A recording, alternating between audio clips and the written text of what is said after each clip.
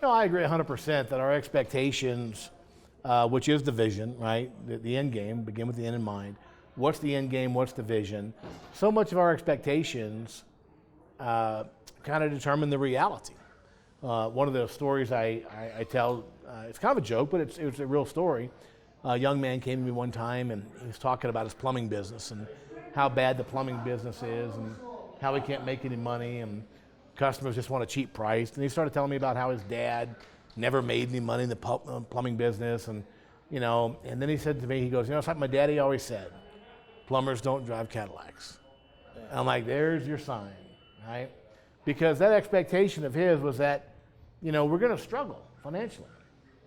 As it turns out, a couple weeks later, I'm down with Scott Vigil, that you know, down in Tampa Bay, Florida.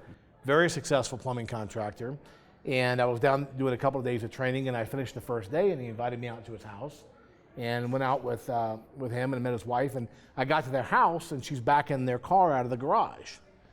What do you think she was driving? Cadillac Escalade.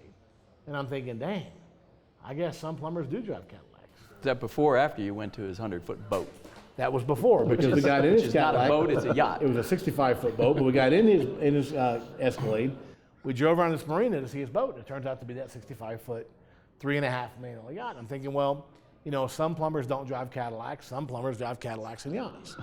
The question is, which man is right? And of course, they're both right, because they're both a product of their expectations.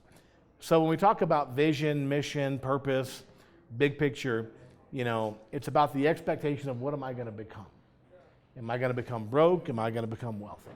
And so much of those expectations play themselves out in our life, right? In just everyday life.